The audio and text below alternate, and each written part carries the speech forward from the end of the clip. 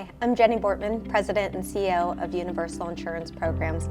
Today I have Steve Lorette with me, the head of programs for Allied World. He is an industry veteran of over 30 years and 20 years in the program space. He is a chartered property casualty underwriter and has sat on boards of multiple industry associations. Welcome, Steve. Thank you for having me. Yeah, we love having you here. Allied is UIP's insurance partner and carrier for our self-storage space. Not to date ourselves, but Steve and I have known each other for almost 20 years. So with that, without further ado, why don't you tell us a little bit about Allied World? So Allied World is a global property casualty company with roughly $6.5 billion of premium written annually. We're an A-rated carrier from AM Best. We are part of the Fairfax organization. We're a subsidiary of Fairfax, which is a financial holding company, which has a portfolio of insurance companies that writes almost $28 billion of written premium annually and is the 7th largest property casualty insurance company in North America.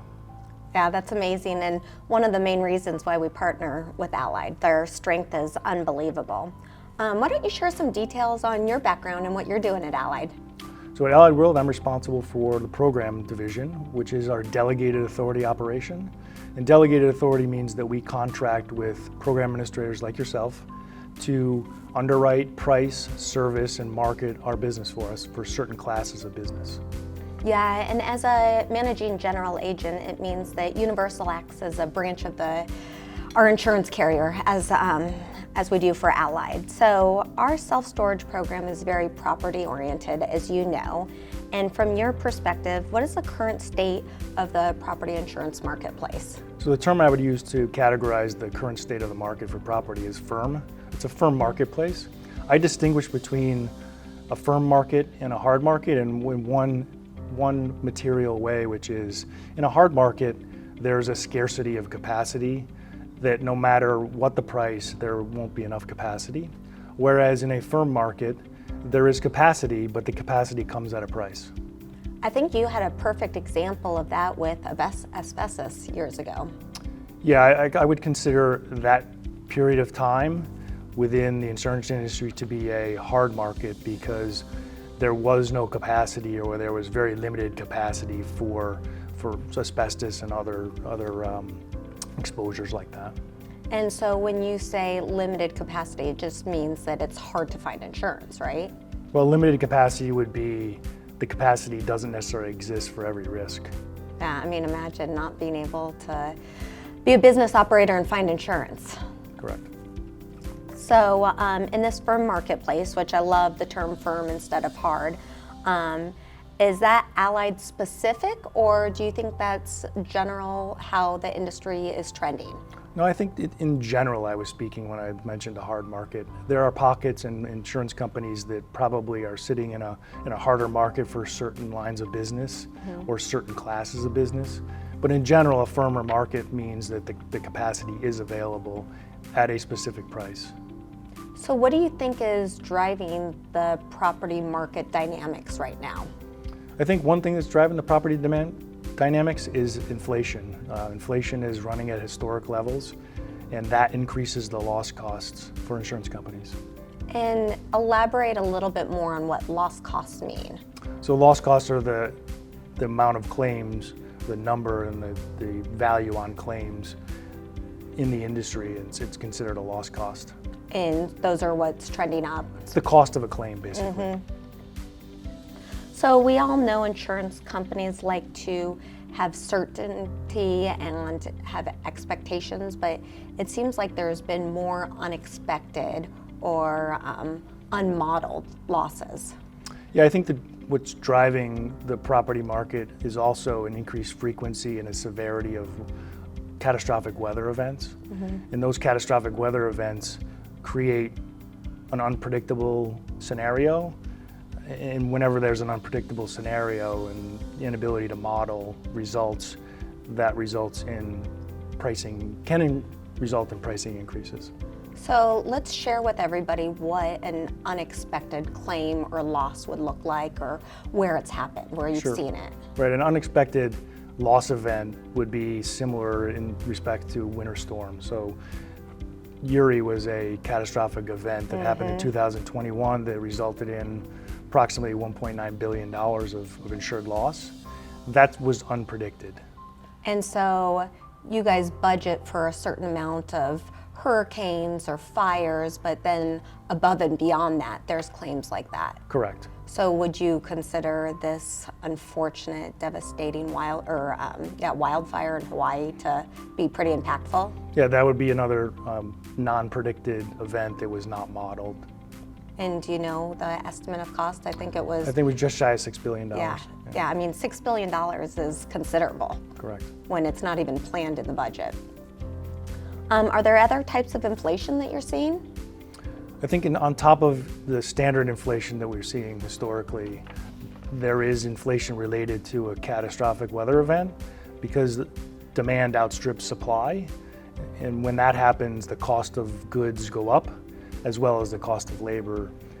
And not only that, but add on top of that, there are delays in rebuilding and repairing. And so anytime you have the increased cost of goods, increase the cost of labor, and then a delay, that increases the claim substantially. Yeah, and that probably also changes the cost of replacement cost, right? Correct. So is there anything else going on in the property insurance place? I think the other event that's happening, or the other thing that's happening in the property industry right now, is the increase in cost of reinsurance. Reinsurance capacity is restricted. It's cost more. The terms and conditions are different. So anytime that happens, that increases the expenses for the insurance company. And when that happens, it gets passed down to the consumer. Now, to go back to what is reinsurance? Reinsurance is when an insurance company buys insurance from another company, and they do that to smooth results over a period of time and to put some predictability into the results. Yeah, I like how you break that down, because insurance can seem very complex and layered, and when you put it like that, it's just, Allied going out to shop for other insurance companies to help you out. Right. So how do you then explain it and kind of simplify it so our viewers understand what it means to them? Yeah, so a good example would be a building that's replacement cost is $20 million. So in a loss scenario, the possibility of losing $20 million from a loss is there. And so if an insurance company only wants to hold $5 million of potential loss, they'll reinsure the difference between $20 million and $5 million. And that will provide that insurance company with a smoothing of results and more of a predictable outcome. Yeah, and I think everybody likes predictability. So I think that's like a really easy example on just one way that you guys use it. So from our clients and brokers' viewpoint, how can they improve what they're doing? Well, a great way to improve pricing from a standpoint of getting the most accurate price and getting it as early as possible and being able to predict a renewal price is to get the most information, the most data to the insurance company and to the MGA or program administrator as early as possible. The better the data, the better ability we are to put an adequate or an accurate price on the business. And we do look at everything on a risk-by-risk basis, so that's important. Allied World, when we price our business, it's all risk-specific pricing. Yeah, we agree. I think that data is king, and the more upfront and the more proactive our insureds and our brokers can be, the better it is for us, and then we can give you, nice, clean submissions and get the most accurate pricing. And with that being said, I know we look at hazards and exposures differently. I think it'd be great for you to share what that means to you and to the insurance industry.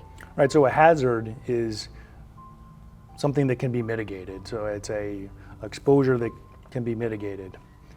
And whereas it's a risk that can be mitigated. Whereas an exposure is something that's inherent to the risk itself. So, I love examples. Can you go into like a specific example on what you would consider a hazard actually versus exposure? Sure. I think one that I love is the simple one of a roof, and the self-storage industry is notorious for having, the importance of a good roof. Right, and so roof that needs to be repaired, an aged roof, that's considered a hazard. It's something that can be repaired ahead of a loss to prevent a loss. And so that is considered what we would consider a hazard. And then an exposure, which is inherently something that can't be mitigated, would be if your location is a block from the water in Miami. There's not really a lot you can do about that particular exposure. It's exposed to windstorm, exposed to storm surge, and so you can't change the location of your building. What you can do is help mitigate the hazards that you may have along with the exposures. So when you have high hazard and high exposure, it's a difficult day. Correct. So those are absolutely great examples. And with all of this information and us learning more about a firm market versus a hard market, are you considering this to be cyclical? I think we'll continue to have a cyclical insurance market. Now, it's very difficult to predict when that cycle will change. I think as long as loss costs remain higher, inflation remains higher, we have weather events, increased frequency of weather, increased severity of weather, I think we're in for a more sustained, firmer market. Yeah, I mean, we are seeing, the hurricane season lasting longer and the severe convective storm reaching further parts of the country and wildfire spreading to more than just California, and that's obviously going to impact us. And while we're here today talking mostly about property, are there other lines that you're seeing being impacted? I think the casualty lines of business are starting to see, again, loss costs increasing. Jury verdicts, nuclear verdicts have increased. The plaintiff bar is attacking with time limit demands that makes it very difficult to adjust a claim and to settle a claim. And then on top of that, we have social inflation, which is part of our landscape now. Yeah, absolutely. And now we go to the crystal ball question. So what does the insurance marketplace look in the next 5 to 10 years? Well, it's difficult to even predict a year out. So predicting 5 to 10 years out is virtually impossible. But what I will tell you is that I think there's going to always be product coming into the market, solutions for risks that are changing. We'll see, I believe, we'll see more predictive modeling. We'll see more analytics being used. They'll be more refined. So our models will get better. Our predictions for losses will get better, which should indicate more stable pricing over a long-term basis. I also think that we'll see an increased use of machine learning and artificial intelligence, bots being used. And so I think we're kind of, that's going to change the landscape of insurance. Yeah, so what I'm hearing is data and technology is the future. Correct. Well, I love ending on a positive note. I love to hear that you feel that the marketplace is firm, not hard, and I just am so appreciative, and thank you for your insight. It's been very useful, not just to myself, but hopefully to all of you, and hopefully this is the start of many more podcasts together. Yeah, it's great to be here. Thanks. Thanks.